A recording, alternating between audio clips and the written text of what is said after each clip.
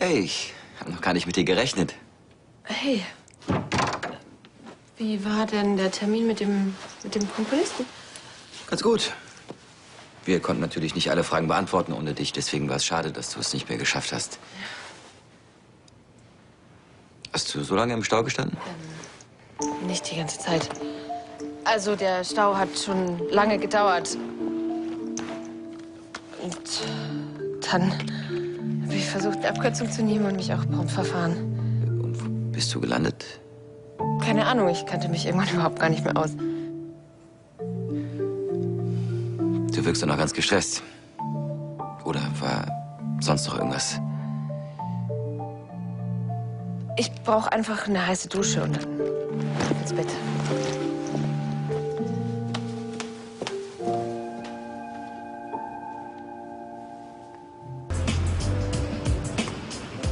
Bei unseren heißen Songs werden ihre Gäste so richtig abrauchen.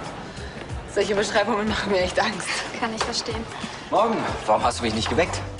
Tristan, hey, guten Morgen. Wir hätten doch zusammenfahren können. Ja, das hätten wir, aber du hast so unglaublich süß ausgesehen, als du geschlafen hast. Süß. Auch Kaffee? Noch einen Kaffee für Tristan, bitte. Ja, jetzt erzähl doch mal, was hast du denn mit dem Komponisten so besprochen? Welche Songs wollt ihr neu arrangieren? Keine.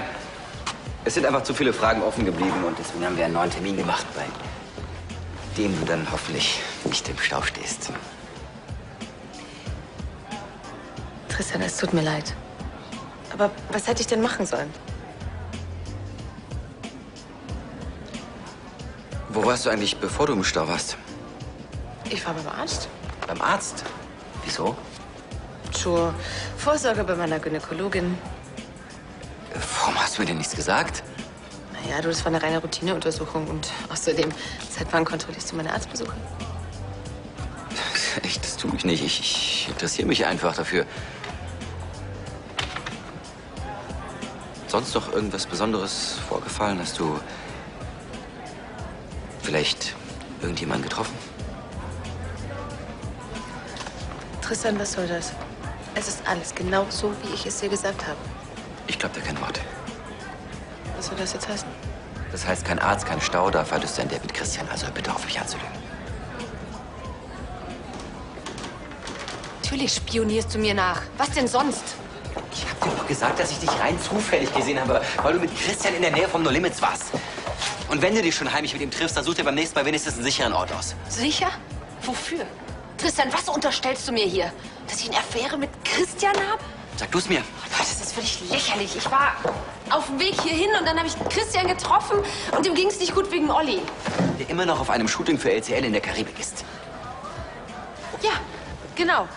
Und seit er da ist, hat er sich kein einziges Mal gemeldet. Jetzt hat Christian natürlich wahnsinnige Angst, dass der vielleicht jemanden Neues kennengelernt hat. Warst du jetzt beim Arzt oder nicht?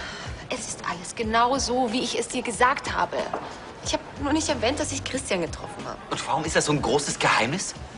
Er wollte, dass es unter uns bleibt. Und außerdem erzählst du mir jedes Mal, wenn du zufällig jemanden getroffen hast? Nein, aber ich finde auch keine Geschichte, dass ich irgendwo im Stau gestanden habe.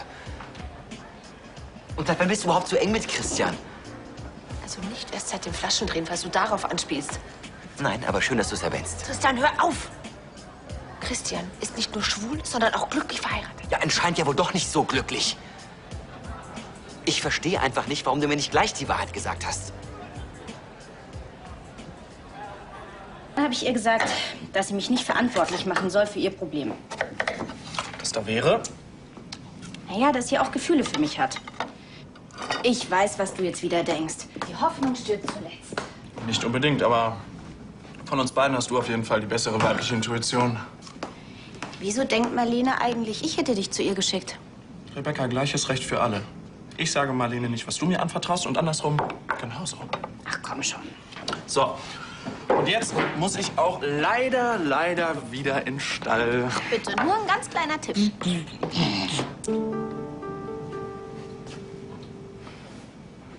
Störe ich gerade? Nein, Quatsch. Ich habe gehört, du machst dir Sorgen. Hat Olli sich inzwischen gemeldet? Ach so, ja, endlich. Ist ja so ein bisschen schwer bei dem ganzen Zeitunterschied zwischen hier und der Karibik den Kontakt zu halten.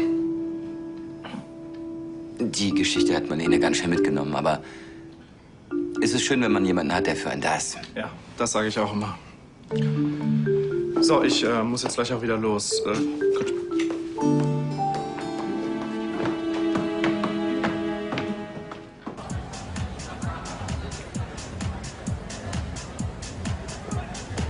Marlene. Passt dir der Termin mit dem Komponisten? Oder sollen wir doch besser Mittwoch? Nee, der ist gut. Hör mal. Es tut mir leid, dass ich dich vorhin so ausgehorcht habe. Ist schon okay. Nein, das war einfach total übertrieben von mir. Vielleicht ein bisschen. Ich habe vorhin mit Christian gesprochen und wenn er sich dir mit seinen Problemen anvertrauen kann, dann sollte ich mich eigentlich darüber freuen, wenn es nicht zu regeln wird. Nein, natürlich nicht. Weißt du was, wir vergessen die ganze Sache einfach, okay?